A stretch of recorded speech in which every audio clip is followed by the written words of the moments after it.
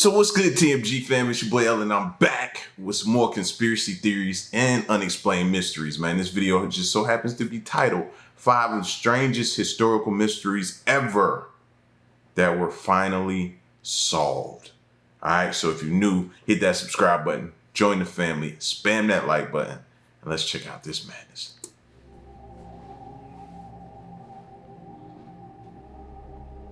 Over the many years that the Earth has been around, we've been left with many strange mysteries and startling discoveries. Only recently have some of these mysteries been solved by some of the world's greatest scientists. Number 5. The Nazca region is home to many mysteries brought forth by the civilizations that resided there, such as the Nazca lines and various carvings of geometric imagery. One such mystery is that of the spiraling holes called the pukyas, which are built in the Nazca Desert, situated in southern Peru. The purpose of these strange builds has stumped archaeologists for ages, since the Nazca people didn't leave behind any clues as to when they were built or why. It seems that this peculiar mystery may have finally been solved. From the Italy Institute of Methodologies for Environmental Analysis, Rosa Lassaponara made use of imagery taken from space in order to indicate where these spirals were situated in conjunction with one another. Yeah, when you see the aerial footage of that, it definitely looks kind of extraterrestrial, like something put that there. Some type of being or something like that. As well as the nearby settlements, which appeared to be far easier to date than these pukyas. This method would make it easier to determine how the tunnels were made and what they were used for. The mystery of these random spiral builds was finally solved, and it was determined that the pukyas were a type of hydraulic system that was used to gather water from underground aquifers. This would allow the community to survive the harsh droughts that would fall over the region. Lassaponara stated that these systems were much more developed back when they were first established, and explained that by exploiting the nearby water supply over the years aided in the agriculture of the valley, which was in the most arid and barren places in the world. She also added that a form of specialized technology must have been used in order to achieve the desired effect. These spiraling holes worked by funneling the wind into channels underground. This wind would then force the water from subterranean reservoirs into the areas where it was needed. The water that had been left was stored in pools above the surface. In order to keep the water flowing, long funnel chimneys were dug above the underground canals. These pukyas were of such a great standard and so perfectly constructed that some of them are still functional even today. Lassaponara expressed that in order to build such a large-scale construct, the society must have had an understanding of the specific geology of the area and extensive knowledge of the variations of water supply that would affect the area on a yearly basis. According to Lassaponara, these systems were some of the most ambitious hydraulic constructs in Nazca, which had made water available to the community all year round. This was not only done for agricultural needs, but also for irrigation and domestic needs. The spiral holes were lined with rocks, which were perfectly placed in order to meet the purpose of the system. It was explained that by figuring out the positioning of the spirals in conjunction with water sources, the team of researchers was able to figure out what the system was. A more recent theory has come up regarding the famous Nazca lines found in the Peruvian desert, stating that they may be pointing to the positions of pukyas that are connected to one another. These lines have received a lot of attention throughout the years, and it's possible that they're somehow connected to the pukyas systems and were created by the Nazca civilizations. While they may appear to look simple and primitive, these constructs most likely looked a lot more developed during the time that they were established. Since it was not possible to perform the traditional method of carbon dating, the exact origins of these spiraling holes remains a mystery. The Nazca civilizations also did not have a dedicated writing system, and so no clues could be left behind stating the origins of these tunnels. What is known is that these systems may have been built in the time that the Nazca civilizations occupied the area, between 500 and 200 BC. Thanks to the works of Rosa Lassaponara and her team, as well as satellite imagery, we now know the mystery behind these random spiral tunnels found across the Nazca region. Hopefully, as technology advances, we may be able to solve some of the other mysteries involving the Nazca civilizations. Number 4. The Odyssey is a poem in 24 books that's credited to the ancient Greek poet Homer.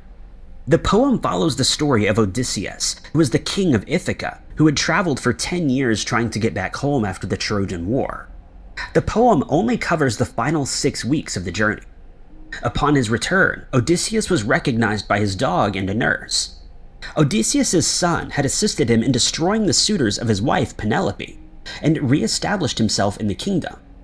The poem was written in the ancient Greek language, but in the margins of the poem, there were some scribblings in an unidentified language. These annotations remained a mystery up until recent years when they were finally deciphered. The 150-year-old scribblings appeared in 20 pages of Book 2 of a rare 16th century Venetian copy of the Odyssey. The notes appear nonsensical and were left unread for 150 years, written by an unknown author. A competition was held in order to crack the code of the 1504 Venetian edition of the poem, which contained the unknown script which is believed to have been written in the 19th century. The case was solved. How do they know it's right, though? The code which has been cracked, how do we know that's right? That's what I'm saying. Like, without them being here to validate that this is correct, how can we stamp that and say that this code has now been cracked? That's always been a question with things like this.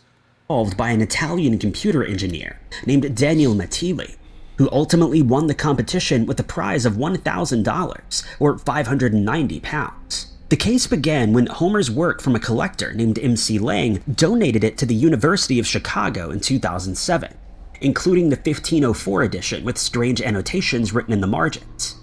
Some of the words were also underlined in the poem. It was then that the Special Collections Research Center grabbed the interest of linguists, sleuths, and classicists to translate the strange writing for a prize. He was able to identify that the annotations had been written in a system of shorthand French. 2 runner-ups in the competition had come to the same conclusion. The mysterious notes found in the margins are mostly written in French, which are translations of the Greek words from the Odyssey text. In order to decipher these notes, the pair had assumed that it was written in a French stenography system, which was being used in the 19th century, but the notes were dated as 1854. The two had not been able to line up the notes with many 19th century French shorthand systems until they discovered a chart that compared the system to the tachygraph. They had found 2 French translations of the poem online, one of which was an 1842 publication, and the other an 1854 publication. And so the two began to decode the margin notes. Mattili explained that the system had every consonant and vowel beginning as a shape, and combining them to make new shapes, which would then represent syllables. He also stated that the vertical alignment was rather important, because the position or length of a letter segment may change the entire value. This would account for the underlining of some of the words in the poem, which would be the key to the transcription. One of the notes that were translated read, "whom all the neighboring princes woed." This confirms that the method that Mattili used was in fact the correct one. The author of the notes had underlined specific words and wrote them in shorthand French next to the text. On a few occasions, the translation is initially incorrect, but the writer then corrects these errors, such as mistakenly translating a word as sterile instead of vain. The study of the notes still persists, as the pair are on the journey to discovering who it was that wrote these notes in the margins of the poem. They also wish to find an explanation as to why the annotations and translations are only found in one area of the text. The two have had some additional questions, such as why this particular shorthand was used, since it was not very popular in 1854, but rather at the start of the 19th century. They also wonder how the individual may have come across the shorthand writing, and what their motives may have been. Only part of this mystery has been solved, with many questions left unanswered. At least it's now known what the mysterious scribbles in the margin of the 1504 Venetian copy of the Odyssey are, and so the rest of the mystery can now begin to unravel. This 150-year-old mystery of over a 500-year-old copy of the Odyssey has finally been solved. Number 3. The unearthing of a strange figure in ancient Egypt led to it being called the Impossible Sculpture. The artifact depicted 2 individuals. One was that of a pharaoh, and the other was another individual. It appears that the pharaoh was seated on the lap of the kneeling individual. The limestone carving shows a pharaoh wearing the blue crown or war crown with an aureus on top. The pharaoh I was thinking mother and child. That's what I was thinking. is not shown on a life-size scale in conjunction with the individual. The reason that this piece of art was seen as impossible was because a pharaoh would never be depicted alongside a non-royal person in ancient Egypt. This concept was noted by the curator of the ancient Mediterranean at the National Museums Scotland in Edinburgh, Margaret Maitland, in a paper that was then published in a book called Through the Kaleidoscope. She had also made a post stating that the presence of a non-royal individual alongside a pharaoh was irregular, making it seem as though the sculpture was impossible. Maitland was able to track down where the sculpture came from through archival research. She found that it was excavated at Deir el-Medina, which is a site close to the Valley of the Kings. The mystery of the impossible statue had waited for more than 150 years to be solved. It had been discovered in the 1850s by a team of archaeologists led by a Scottish man named Alexander Henry Ride. The ancient civilizations who lived at Deir el-Medina were the ones in charge of constructing the tombs for pharaohs. This particular statue had taken some damage somewhere along the line, as its face had been destroyed at least 3,000 years prior. Maitland had then made use of other artifacts that were found in the same place, and had also taken to historical records and discovered something unexpected and strange. The senior people of Deir el-Medina were permitted to depict a pharaoh in ways that other people around Egypt were not allowed to. Maitland explained that during the reign of Ramses II, between 1279 and 1213 BC, there was a cult that worshipped statues that had been dedicated to the king at Deir el-Medina. The royals had encouraged the creation of statues depicting the pharaoh, and in order to maintain a stable social structure, these statues and artworks were further encouraged. Although it was usually discouraged to depict a pharaoh along with a non-royal at this particular place and time, it was being condoned. This particular statue is also a depiction of a statue of the pharaoh and not the pharaoh himself, which made it more acceptable at the time. Maitland believes that the pharaoh seen in the statue is actually Ramses II, and the kneeling individual is suspected to be Ramos, who was a senior scribe at the time, as well as the leader of the community. There's a clue found on the figure pointing to Ramos's identity. The individual is adorned with a floral wreath, which is rare for a man to wear in ancient Egypt. Another sculpture found at Deir el-Medina shows a wooden depiction of Ramos wearing the same wreath as in the impossible statue, which may confirm Maitland's suggestion. Not all archaeologists and scientists were on board with this idea, though. Betsy Bryan, who's a professor of Near Eastern Studies at Johns Hopkins University, who'd not been involved in the research, did agree that the sculpture is a depiction of a man with a pharaoh. She explains that although the pharaoh might be Ramses II, it may more likely be the depiction of Amenhotep I, who reigned from 1525 to 1504 BC. Bryan furthered this by explaining that Amenhotep had been a patron deity of Deir el-Medina and was worshipped as a god, which only happens after a pharaoh has passed away. This meant that if this artifact was made in the period when Ramses II reigned, then the Deir el-Medina civilizations would have depicted a pharaoh that was already deceased, such as Amenhotep I, according to Bryan. Maitland still maintains that the impossible statue may be the representation of Ramses II, as she had previously suggested. In her research, she was able to discover that there were many depictions of viziers and senior officials, along with worshipped pharaohs, who had still been alive at the time that the statues were created. This means that even living pharaohs would occasionally be regarded as a god. Maitland also found that Ramses II was frequently depicted wearing a blue crown, or a war crown in other statues, which further supported her theory. With that, the mystery of the impossible Egyptian statue was finally solved after many years since its unearthing. Number 2. The name the Tremulous Hand of Worcester was given to an unidentified scribe by historians. This scribe had made annotations on at least 20 Old English manuscripts in the 13th century. It's believed that the individual was a monk, and historians find that the annotations accredited to him had some connection to the Worcester. His annotations had been of translations, which is an indication that he was most likely a linguistic historian. There's something odd about the monk's handwriting, though. It appeared shaky and leftward leaning. It was quite obvious that there was some sort of tremor present in his script, which awarded him the nickname. The individual was a prolific writer who made over 50,000 annotations on various manuscripts. Sure, he wasn't just older. You know what I mean? You get a little older, you get a little bit shaky when you write, you know? It was initially believed that the tremor was a sign that the writer may be elderly. We smart. We know we smart. Exactly. We put that together quick. After a lengthy analysis of the writing, it was determined that this was not the case, and he'd written these notes over a long period. The tremor appeared to worsen over time. The annotations had grabbed the attention of paleographers and even neurologists. Neurologists had been researching neurodegenerative movement disorders, which included Parkinson's, and these annotations were perfect for their study. The initial question asked what type of tremor the monk had exactly. With the help of a historian and a C2D2 research fellow, part of the Department of Economics, Dr. Deborah Thorpe, have been able to solve this long-questioned mystery.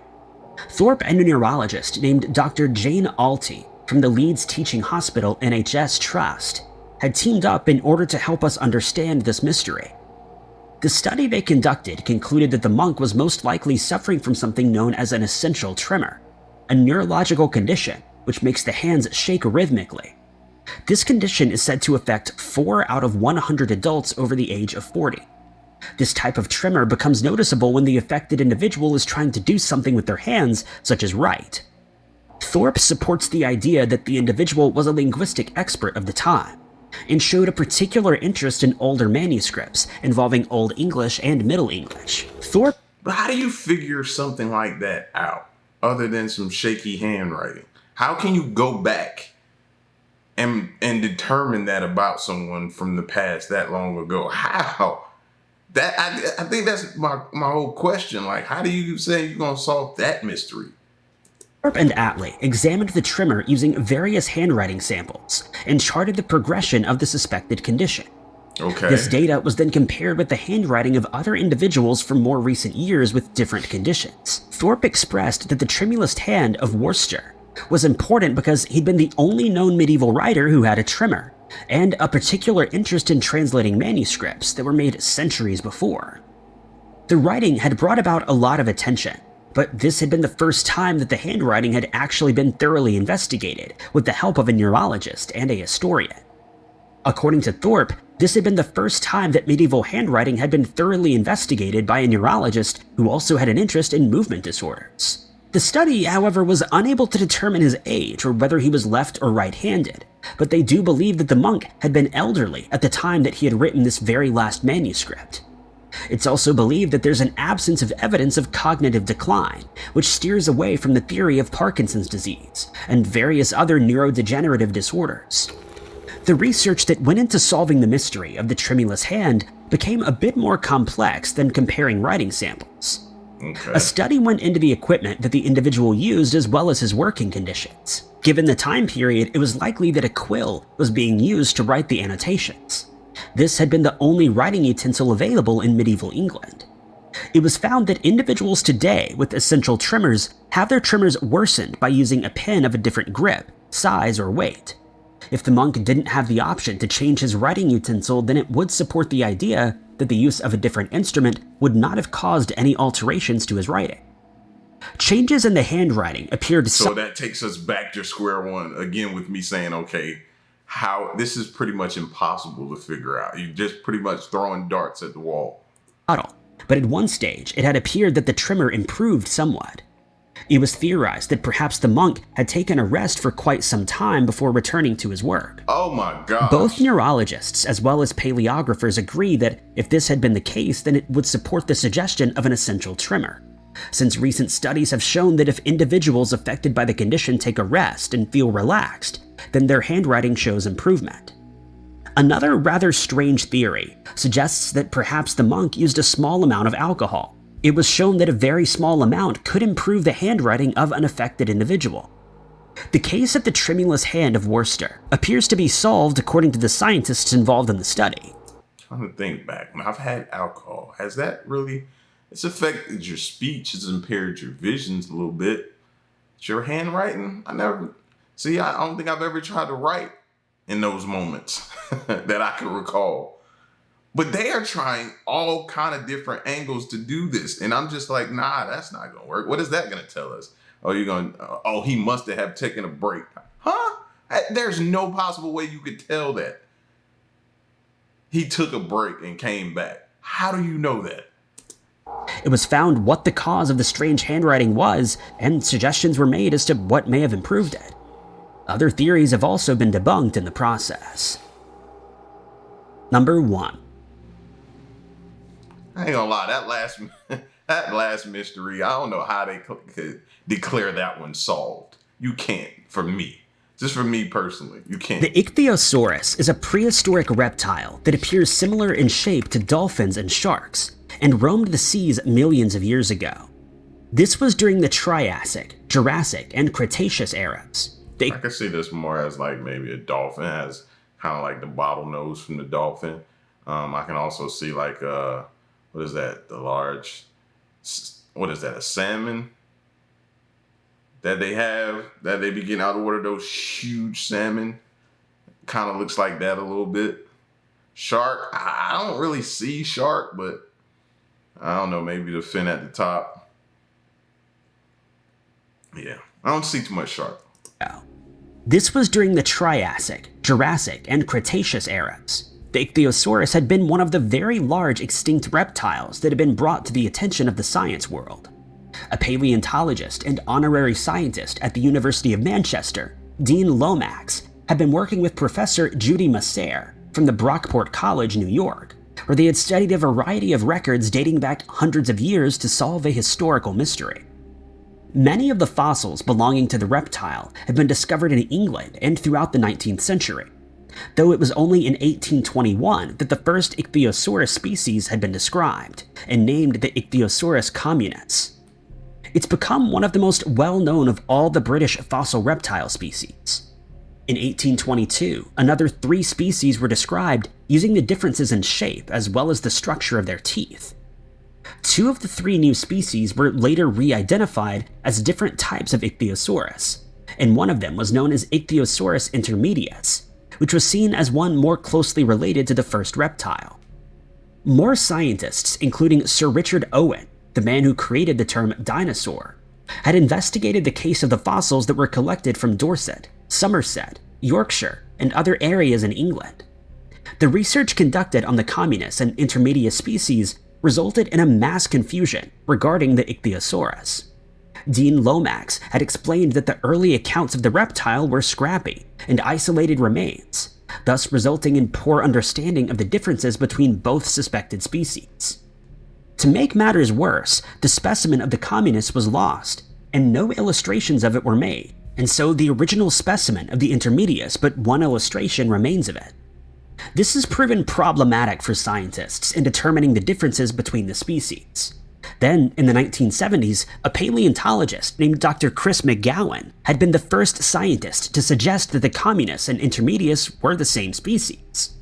McGowan could not find any evidence supporting that these were 2 different species.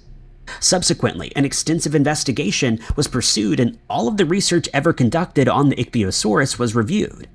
It was confirmed that the species were in fact the same, and features of intermedius can be found in other Ichthyosaurus species, which also includes the communis. The 2 extinct reptilian species were found to be the exact same species, lessening the confusion among scientists. In addition to this now solved mystery, there was another incident involving the Ichthyosaurus that appeared when archaeologists unearthed 7 large reptiles in the same area, belonging to the Ichthyosaurus shonisaurus. A theory has recently come up suggesting the solution behind the mystery as to why these creatures were found in this area in abundance, appearing as a mass graveyard. Through some extensive research, it was found that these remains were of adult Ichthyosaurus, who were returning to these waters in order to give birth. The remains did appear out of place according to scientists. That makes more sense. After some time, they were able to determine that these reptiles would do their hunting and general living elsewhere before returning to these warm waters to spawn. The reason as to why so many of them perished in one area and became buried remains unclear for the time being. The hypothesis of the paleontologists regarding the migratory behavior of these creatures is correct, and the Shonisaurus would find themselves back in these warm waters to give birth to young ichthyosaurs. So, two mysteries involved. So you don't think predators would figure that out? Like, we have to give animals a lot more credit than we do. They're smart. And if you're hungry, you're gonna figure out how to find what you like to eat, where it likes to be at, during what times of the year. You're gonna figure all that out. Animals are very smart, man. So if you're known to come back here to give birth and you know what I'm saying? Have your little spawns everywhere. But if that's what you're gonna do, animals are gonna figure that out, just like we would. These warm waters to give birth to young ichthyosaurs. So, two mysteries involving the ichthyosaurus had been solved after ages of unanswered questions and much confusion. Thank you guys so much for watching. Yeah, makes complete sense. You know what I mean? If I'm a predator, you're the prey, I need to know your movements, how you move. You know what I mean? I need to know everything about it, so I'm gonna figure out. Once I learn, okay, this is where he likes to come and give birth.